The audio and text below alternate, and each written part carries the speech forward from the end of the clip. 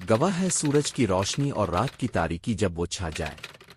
آپ کے رب نے نہ آپ کو چھوڑا ہے اور نہ وہ آپ سے ناخوش ہے، اور آپ کے لیے انجام ابتدا سے بہتر ہے، اور جلد ہی آپ کا رب آپ کو دے گا اور آپ خوش ہو جائیں گے۔ کیا ایسا نہیں کہ اس نے آپ کو یتیم پایا تو ٹھکانہ دیا، اور بے خبر پایا تو سیدھی راہ سجھائی، اور آپ کو محتاج پایا تو مالدار کر دیا؟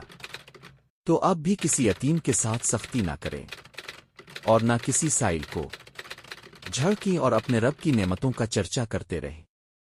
اللہ اللہ خدا آپ سے ناراض نہیں ہوا، ناخوش ہو کر آپ کو چھوڑ نہیں دیا، بلکہ رحمتوں سے ڈھانپ لیا اور نعمتوں سے نہال کر دیا۔ اب وہی برابر آنے لگی۔ آپ کے پاس حضرت جبریل آتے، آپ کو اللہ کی آیتیں سناتے اور بتاتے کہ کیا کریں اور کس طرح کریں۔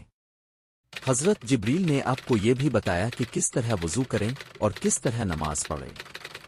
ایک دن آپ مکہ کے بالائی علاقہ میں تھے، حضرت جبریل آئے، انہوں نے آپ کے سامنے وضو کیا اور بتایا کہ جب نماز پڑھنی ہو تو اس طرح پاک ہوں۔ پھر آپ نے بھی اسی طرح وضو کیا۔ پھر حضرت جبریل کھڑے ہوئے اور آپ کو نماز پڑھ کر دکھائی، آپ نے بھی انہی کی طرح نماز پڑھی۔ اس کے بعد حضرت جبریل چلے گئے۔ اب آپ خدیجہ کے پاس آئے اور ان کے سامنے وضو کیا۔ پھر فرمایا، نماز پڑھنے کے لیے پاک ہونے کا یہی طریقہ ہے۔ چنانچہ بی بی خدیجہ نے بھی اسی طرح وضو کیا۔ پھر آپ نماز کے لیے کھڑے ہو گئے۔ بی بی خدیجہ نے بھی آپ کے پیچھے نماز پڑھی۔ ابھی یہ سلسلہ جاری ہے۔